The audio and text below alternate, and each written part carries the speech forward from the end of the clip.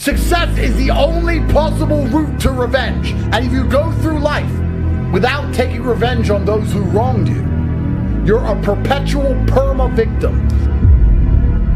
Success is the cure-all revenge to everything. You know that ex who really upset you, who broke your heart, and she has a new man now and she seems happy? She wouldn't be happy if you got a lot richer.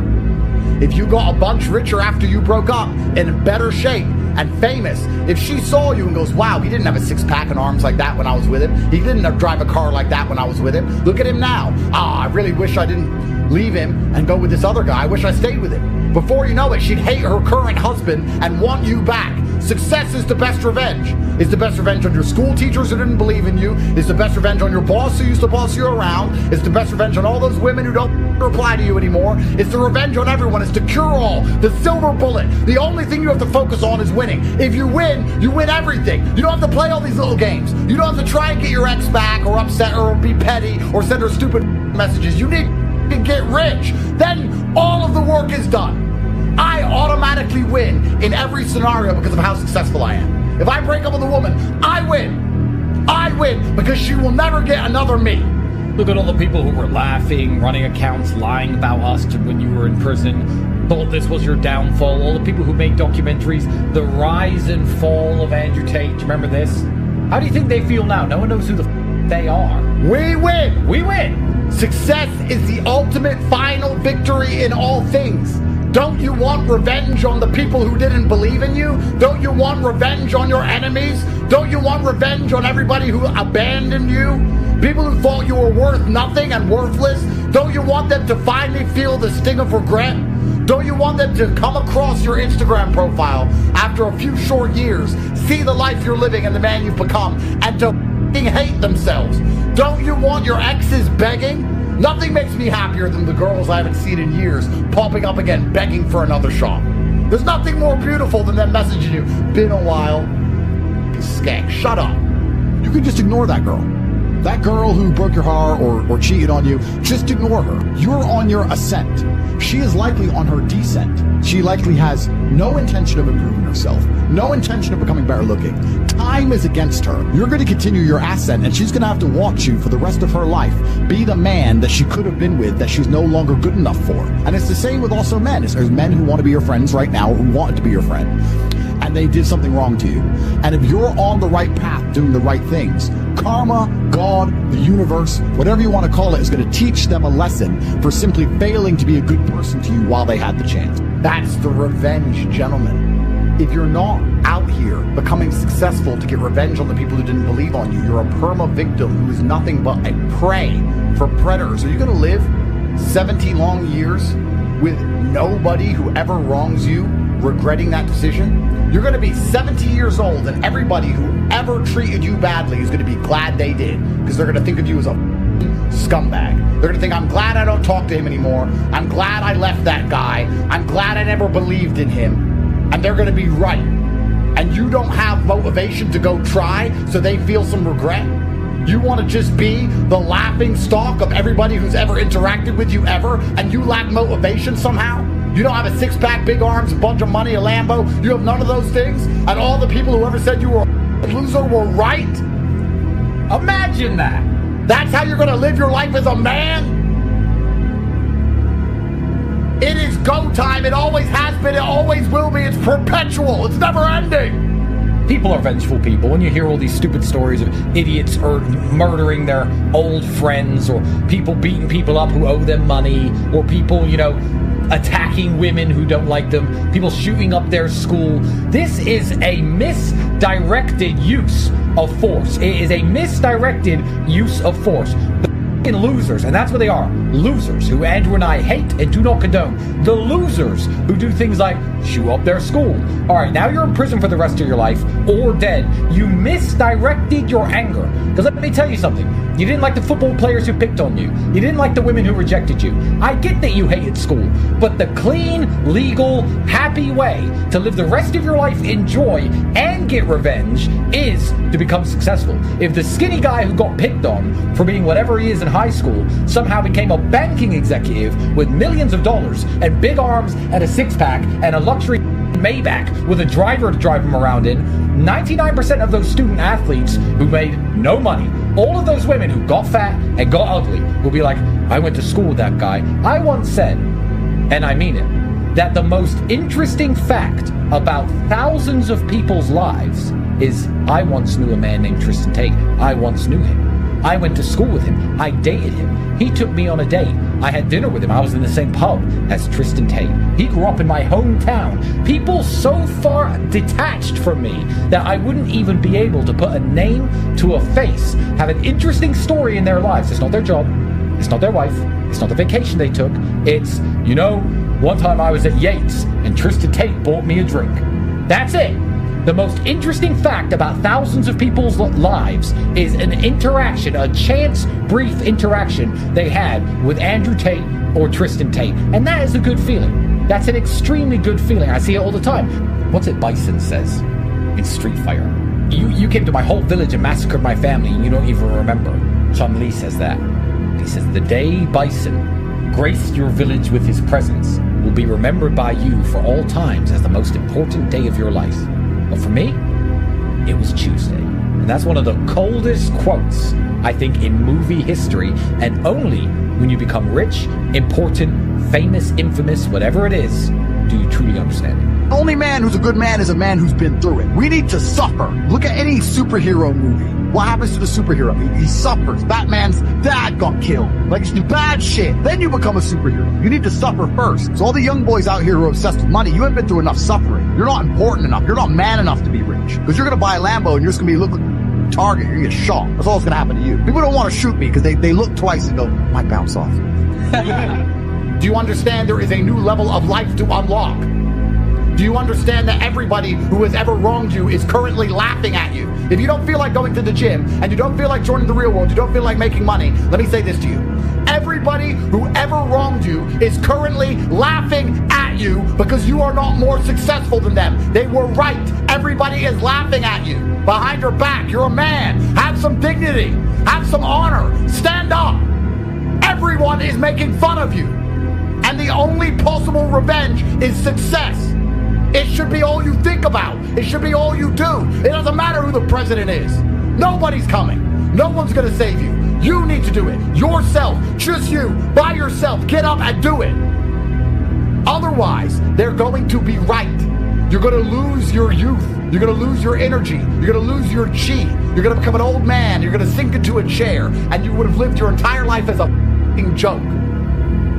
And if that doesn't motivate you to try, if that will not motivate you to do something simple like press buttons on a keyboard which will affect the money in your bank, then you are born to lose. You talk to people and they're content. They're like, oh, I'm happy with what I've got. I'm like, why? Because there's people who have a whole bunch more than you. And I was never content having a normal life. I wanted an exceptional life. I didn't want a normal car, a normal house, a normal girlfriend. I didn't want none of that. I was like, no. There's dudes out here that have the best. Why do they deserve the best and I don't deserve the best? I really believe that. And this is something I've always had inside me. I just didn't understand why I couldn't have the best stuff. A wealthy upbringing. We come from a very poor upbringing. When we moved to England, we were in a homeless shelter for its first year as we were trying to find council housing, and we were growing a single mother council estate. Yeah. I've got every excuse everyone else has got to be a criminal asshole, and I'm not. Yeah. So, and people go, oh, you're lucky you could kickbox us. Getting up and running to this gym because my mom didn't have a car and we couldn't afford the bus, and running 4 miles training, then running 4 miles home is not luck. You could have done that and didn't want to. So, people may meet barriers, but if you genuinely apply yourself. Nobody, absolutely nobody, gives a fuck about you as much as you're going to have to give a fuck about yourself. Nobody cares about you as much as they need to care to fix your life. Even your parents, even your friends, even all the people who think they care about you. They care about you, yeah, sure. There may be 2 or 3 people on the planet who genuinely care about you. But nobody is going to come to your bed, drag you out of bed, drag you to a job, force you to work hard, go and get you a hot bitch, and go and buy you a Ferrari. Nobody is going to do that for you. You are never going to have any of the things you want if you do not get them yourself. Nobody cares about you enough to do it for you. This is absolutely true. Because when you've come from the absolute bottom to the absolute top, and you've done it all off of your own back, and hard work and dedication, and never missing a day, the only shortcut to life is to never miss a day. One, because of compounding interest. And two, because sometimes you get lucky. And you'll never miss a lucky day if you try every day. If you don't try every day, you might miss your lucky day. And that's what people don't understand. If you never miss a day and you never don't try and you're always on time, was I late today? No, on time. And you try and improve every aspect of your life and you're a professional and you try and make sure that you analyze your decisions, you give yourself feedback, you don't make mistakes, you're not lazy. If you try and you make it to the top, you end up elitist because you look at the people down below and you're like, well, why didn't you try? I did. Oh, I did too. No, you didn't. That's a lie. We were very, very poor. Me, my mother, and my brother, when we moved to England, we grew up in a homeless hostel. So I grew up at the very end of the socioeconomic ladder. I had a worse start than 99% of people. But I lived my life when I was poor, furious at the fact I was poor. Because my ego, and I'll be honest, my ego is at a point where I didn't understand how other people can afford Ferraris and I can't. I would be 18, walk into college, and a Ferrari would drive past, and it would ruin my week. And everyone would be like, what's wrong with you? I'd be like, don't you see? This fat fuck can buy a Ferrari and I can't. Why? He's not a better man. He's not a better person than me. I'm just as good as him, if not better. I couldn't stand the fact that there are people who could do things I couldn't. So this gave me unlimited motivation to get rich. Now I found a way to get rich, and I believe that anyone who really, really, truly wants to get rich will get rich, one way or another. I always knew the answer to everything is raw action. Yeah. The answer to everything has always been raw action. My dad had a tweet about this. He said that raw action solves all. And he used to say this. I'll give you an example. If you're a farmer and you need rain for your crop and there's no rain, you can sit there and say there's no rain, we're all going to starve. Or you can stand up and do a rain dance. Now, will your rain dance work? Perhaps not. Perhaps the rain won't come. But I would argue that you're better off standing up doing that rain dance than just sitting there waiting to die.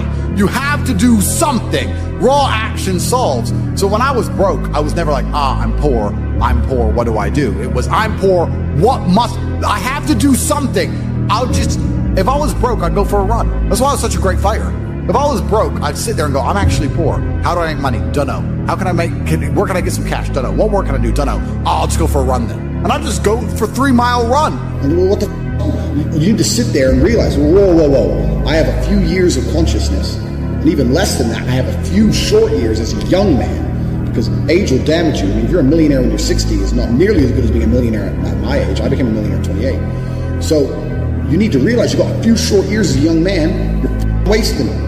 What's the definition of a loser? I think the universe is absolutely and utterly giving. I've never seen anybody dedicate themselves to something completely and fail. I've never seen somebody eat right, go to the gym every day, train really hard, and not be in shape. I've literally never seen it. The universe is extremely giving. If you actually try, and you actually want it, and you're actually not making excuses, lying, talking shit, you're going to get what you want.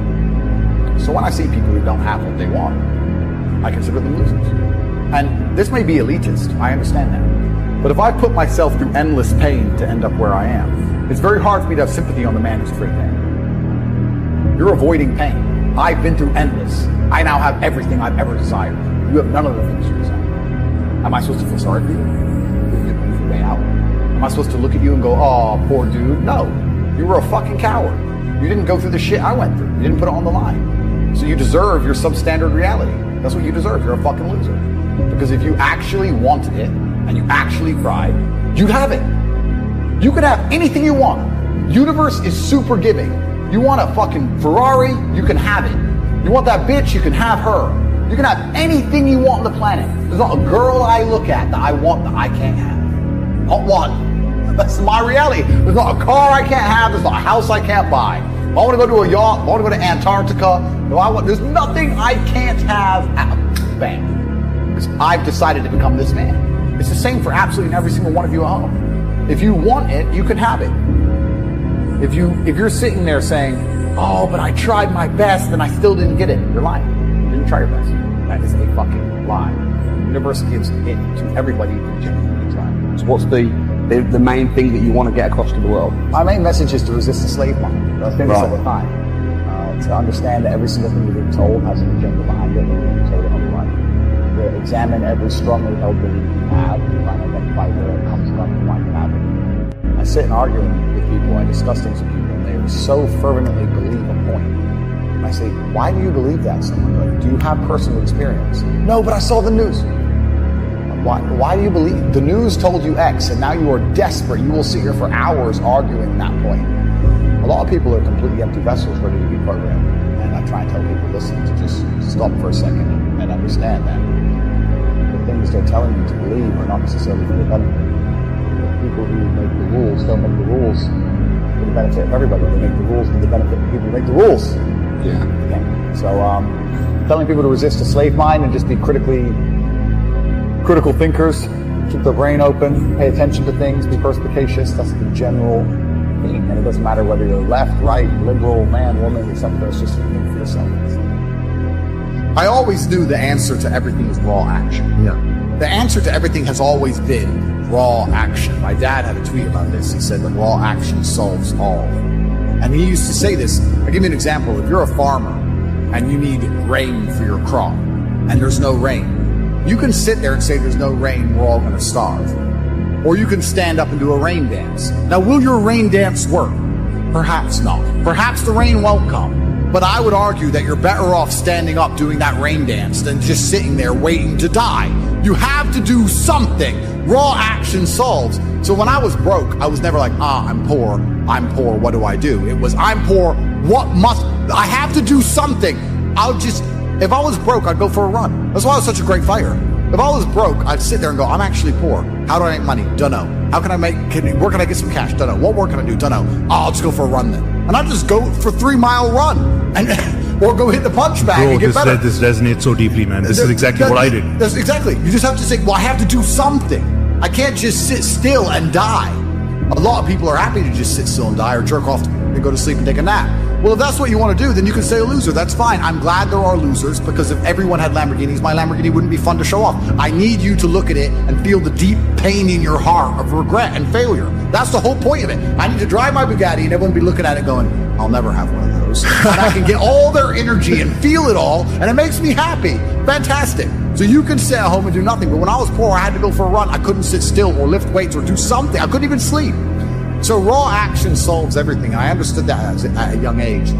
But as you get older, you get to look back and you get to put your whole story together, the whole tapestry together. I knew I wouldn't stay poor. Did I ever think I'd get this rich? Well, I never said I wouldn't, but did I ever think it would probably happen at this level? No. But it's amazing how the compounding interest of just endless raw action adds up. I've never had a lazy day. I've never skipped work, never missed an email, never had a day off, ever. You name if you were to go through the last 3 years of my life, you will see that there's never been a day where I wasn't doing what I was supposed to do. And it all just adds up, and then monumental success comes, and you get to laugh at everybody else, ha ha ha, and life's great. But I really believe God's given me one of the best lives, and I can't complain about anything bad that's happened. It's all been fantastic. And the majority of people are losers.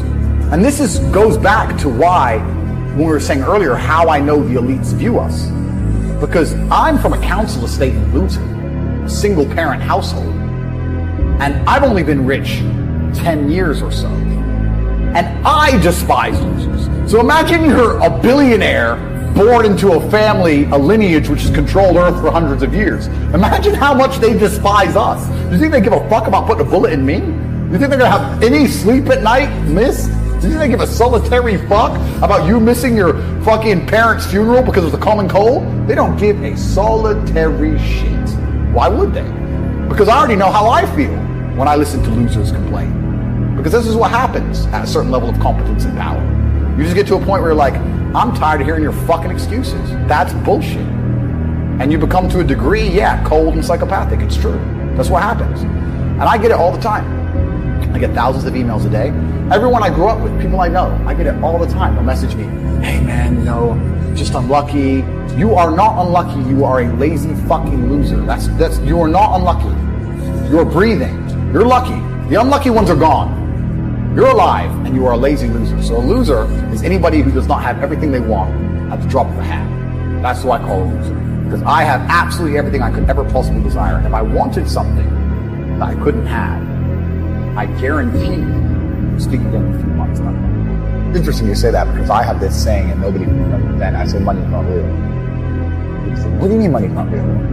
It's not real. Money's not real. It's numbers on the screen. It's not a real thing. And once you start putting systems in place that generate huge sums of money, and once you get to the point where money basically has no value, like I do, I can go buy a Ferrari today and my bank balance will look big. This money isn't real. It's just numbers. It's all fucking invented. It's printed from the sky. It's garbage. You just have to find a way to make people understand your value, and yeah, it can just appear from absolutely nowhere. And I went from completely broke to hundreds of millions of dollars. And I know what you're saying in regards to this other world, because there is a subsect to humanity. It's kind of strange. When I was broke, when I was on a council estate in Luton, I thought everyone was poor. And now that I have money, it kind of feels like everyone's rich. I go to buy a plane and they're like, no, I'm sold out. Don't you fucking sold out of planes? I go to buy a Bugatti and they're like, sold out. I'm like, all the shit. Who are these people? Yeah, everyone's bought everything. Like, and it's crazy how many people out there have such ridiculous sums of money. Truly ridiculous sums of money. There are so many rich people in the world, and it's kind of like your reality is based on, it's the Matrix, right? If you're broke, everyone's broke. If you're rich, everyone's rich. And a lot of people have this separation. I was lucky to live in both worlds, but a lot of people have this separation. A strong body is a strong mind. Secondly, there's a lot of discipline required in fitness, and discipline can be applied to universally to all things. Discipline is a skill you can pull out of your pocket and apply to anything. You can force yourself to do something you don't want to do because you're disciplined, not because you're motivated, like we said earlier on, not because you feel like doing it, but because you're supposed to do it. Thirdly, this is something that not many other people say, so I'm going to say it. There is a unspoken rule amongst men, and I remember a few weeks ago, maybe a few months ago, there were women on Twitter or women on the internet saying, when men meet, do they always think about the possibility of violence? Does that cross their mind? And they were surprised by that fact. That if men we met for a podcast, but if you meet men in an unfriendly scenario or you don't know who they are, for a fraction of a second, you're thinking, can I win this fight? Are they going to attack me? It crosses our minds. We live in a very physical realm. Any man who doesn't has been polluted by the Matrix and will never be competitive and is doomed to fail. But if you're truly competitive, like you should be as a man, it always crosses your mind. And one of the important things about physical fitness that most people never talk about, never say, is men treat you different when they know that you'd be hard to hurt. Life treats you different. Women certainly do. That's an obvious one, right? Women like muscly guys because muscly guys can fight. Obviously that's not the case, but that's how they look dangerous, right? But men also treat you differently, which means society as a whole treats you different. I would argue that if you wanted to run any kind of company or even do sales or do anything else, let's go back to sales. Let's talk about what we were saying earlier. If I wanted to sell windows and I came in fantastic physical condition, the person who's buying from me, one, knows I'm disciplined, and two, knows I'm diligent. That's going to be some massive advantages from my sales perspective. Right. But also, I would argue that men are happy to look up to somebody who is physically strong in a different regard. I think it would be difficult for you to be a true leader unless you showed some degree of physical prowess. I think that's just the way the world has always worked at a deep level. When a man looks at a guy who's 6'8" and jacked and he says, we're going to go into battle, you're more motivated to go into battle beside him because he's 6'8" and jacked. You feel like you're going to win. You like the idea of being led by a warrior. Right. So there's that huge element to it as well. And the final part of it all is that it's so much easier to keep something than it is to gain something. And once you're in good physical shape, it's actually so easy to maintain as opposed to ever get there. It's so hard to get there that if you ever get there, you may as well just keep it. Right. It's because it's so easy to keep as opposed to lose. And I think it's in today's world, it's also a huge status symbol because we live in a world now where most things can be bought. You can buy Instagram followers and you can hire a Lambo and you can buy a hot chick to stand next to you, but you can't yet buy perfect physical conditioning. That is showing the world that you did it. One rep at a time to earn. That you have to earn it. And it's one of the few things left that has to be earned the hard way that you can't buy, which I think is also very important. We can also continue to answer this question because you're going to feel different. You feel different as a man when you know you can, and I'm a peaceful man, but when you know if things happened or if someone tried to hurt the woman next to you, you could destroy the man who's trying to do it. You feel different. There's an aura that people can smell. The woman can smell it. Predators can smell it. Maybe perhaps if I was built differently, I would have been treated differently in jail. Good point. But everybody looked at me and they knew who I was and they thought, that's messy. Not him. It's just how humans work, right? And it's just how the whole universe works. It's how the animal kingdom works. Even lions and tigers, as fearsome as they are, go for the weakest antelope. They don't want a hard fight. They just want to eat, right? Even mating partners. 100%. So society is the same. I'm sure there's scenarios in my life where I've walked down a street and I've been left alone. And the person who walked behind after me a few seconds later, because he wasn't built like I was the one who got mugged. I'm sure that's happened at some point in my life. But I'm the hard target. And I like feeling like the hard target. And I think that I approach life differently knowing I'm the hard target. I think you should go through life with respect. Yeah. I think one of the biggest problems we have in the world today is too many people have just become comfortable with being idiots. You talk about rage bait. Yeah. 99% of streamers are idiots. They're running around insulting and abusing and pranking innocent people and playing stupid games and insulting people they don't know. I don't find any of that funny. I don't think any of that's appealing in any way. When I see these idiot streamers running up to innocent people and scaring them or insulting other people they barely know for views or all of these kind of things, I think it's extremely infantile. And I think that not too long ago in the world, it would get you hurt. And I go through the world with respect as much as possible. I try not to disrespect people because I understand where I'm from. If you disrespect people, real bad things can happen. So I'm not the kind of person who's going to sit on Twitter and just insult random people. I think that's stupid. Even if they can't find me, even if they can't get to me, even if they don't have the capability, I think God himself is watching, and I don't think God likes people who do that kind of thing. I think that you pay the price one way or another. You're going to go through life and be that kind of person. You should be respectful to everybody. I'd be respectful right up to the point I hit somebody in the face. Why wouldn't I be? That's just how I am as a person. So I think being respectful is extremely important. I think it's what the world is missing. I think it's especially what the crypto community is missing. Interesting. I think the entire world is missing respect. I think there's a lot of people with a few followers and a big mouth who, perhaps because they live in a failed state like California and they live in a failed city like LA, they just go through life and they do a bit of drugs and their friends do a bit of drugs. I don't do drugs. Everyone just talks constant shit and nobody has any honor or respect anymore. And there's crack addicts everywhere and houses get robbed, and rappers get shot, and nothing matters. You just run your mouth, right? But if you live in other areas of the world, if you lived in Moscow or Bucharest, and you were the kind of person who just talk shit on Twitter, you pay the price for that. You have to be a lot more careful in other places. I have a lot of guys ask me, similar to your question, a guy will come to me and go, how do I get a girl? I'm like, bro, you're a loser. Yeah, but I know, but how do I get a girl? Well, you're a fucking loser. You're a loser. Why are you asking me? It's like saying, how do I win a race with a push bike? You're racing Ferraris. What do you want me to do? Yeah. There's only so much you can do. There's only so hard you can pedal. There's only so many tricks and tips. There's only so many game things you can say, so many pickup lines. If you're a loser, it's going to be very, very difficult, and it's going to get harder and harder. The game is rigged to become harder and harder for men. It's not getting easier. It's going the other way. And if you're going to be on a racetrack and there's going to be Ferraris there, and you're going to be on a pedal bike or in a Nissan, you're going to get smoked. That's the game. You have to up yourself. You have to improve yourself. I'm not going to lie to anybody here and say you don't have to improve yourself. You can stay a loser and get chicks, because you can. Yeah. You can. I've never met somebody with a fantastic life who did not completely and utterly believe in themselves. I've never seen somebody massively succeed and they didn't believe in themselves, ever. I've never seen somebody who just allows life to happen to them and become blown off course by some sadness, end up doing massively monumental and important things. I've never seen it. And if she leaves me afterwards, let's say she just likes to leave men, I don't care. I'm still working. You're still crying. You can't possibly ever beat me. I will continue to beat you into eternity, as will my bloodline. You will sit and pay the price for the rest of your human years. Even your ancestors above you are disappointed in you, and your offspring for the rest of your lineage will look up and say, my great-great-great-grandfather was a loser because I broke his heart, and now we've been broke ever since. Yeah. I wake up every day and I think, how do I make my life better?